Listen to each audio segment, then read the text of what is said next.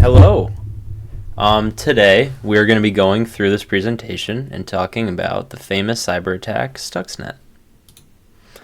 So, without further ado, Stuxnet is widely considered to be one of the most infamous cyber attacks in history. As it states here, Stuxnet is a window-based worm.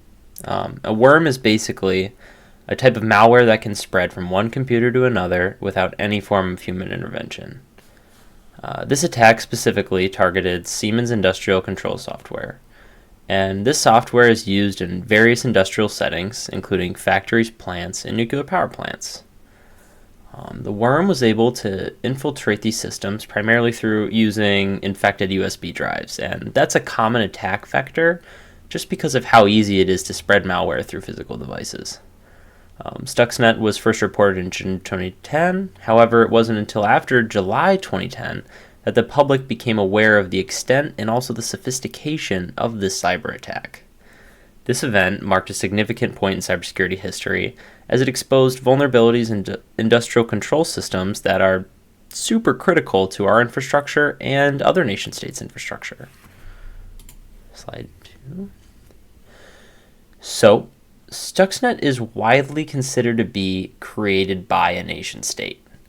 60% of the infected computers were in Iran. The worm's sophistication, its design, its highly specific targets and development cost sets it apart from other types of malware. For example, average viruses are about 10 kilobytes in size. Stuxnet was a massive 500 kilobytes, and it used 4 to 5 zero-day vulnerabilities.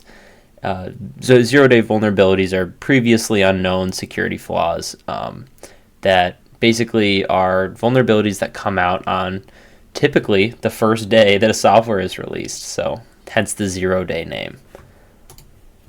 So, this is the first known cyber weapon to attack SCADA systems. SCADA systems, supervisory control and data acquisition systems, are used to monitor and control industrial processes.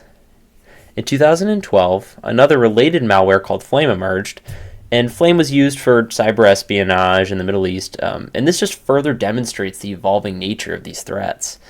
And while in function, Flame's connection to Stuxnet highlights a broader strategy of using sophisticated cyber tools for espionage and sabotage.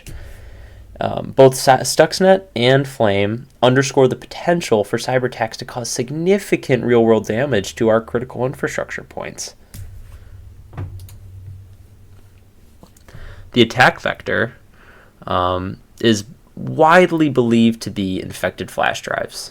The way this happens is once a flash drive is infected with Stuxnet, it's connected to a computer, and that worm would copy itself to any open file shares. Stuxnet exploited several zero-day vulnerabilities to both propagate and execute its payload.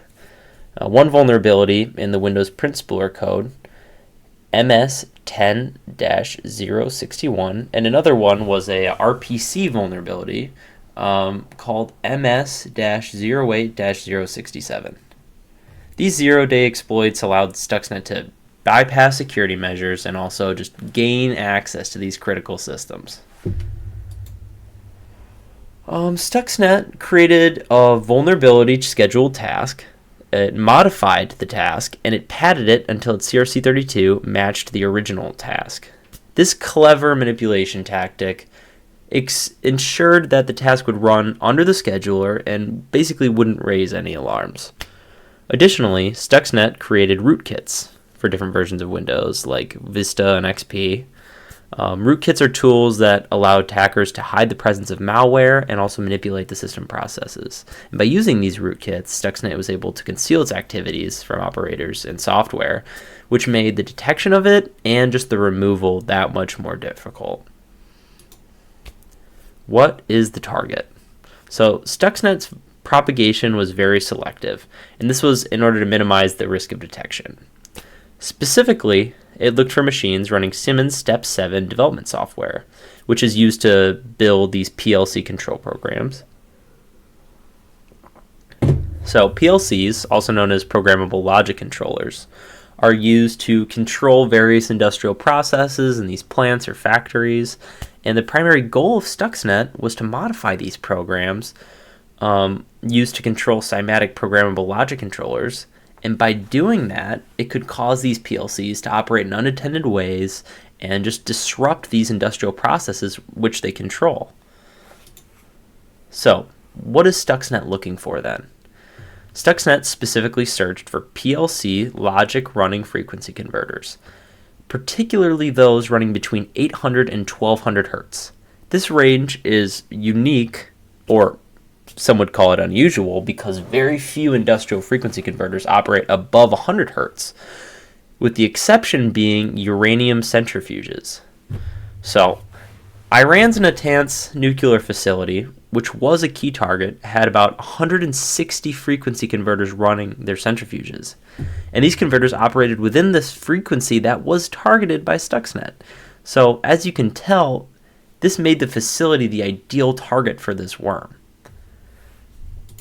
These are the centrifuges that were attacked. This is just a good visualization. You can see how many there were. And this is the control structure of these centrifuges.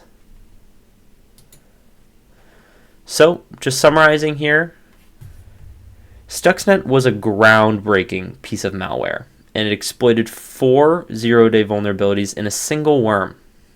It compromised 2 digital certificates, and this kind of added to the complexity and effectiveness of this malware. Stuxnet injected code into industrial control systems and also went on to cleverly hide this code from operators, which made its detection extremely challenging. Experts to this day widely consider Stuxnet to be the most complex piece of malicious software ever created, and it demonstrated the potential to attack critical infrastructure points through cyber means. However, the sophistication and resources used to develop Stuxnet made it unlikely that similar attacks could be mass-produced. So there's no real worry of that. And here's just kind of the continuation of what I was previously discussing. So one thing I would like to leave this discussion with is just a summarization of the key points that we should leave with. Like, what are the long-term global effects that this attack had? What are the geopolitical implications of this attack? Who were the threat actors? These are all questions that we encourage you to do individual research on, find out, and complete the modules. So thank you for listening today. Keep track of our videos. More will be uploaded.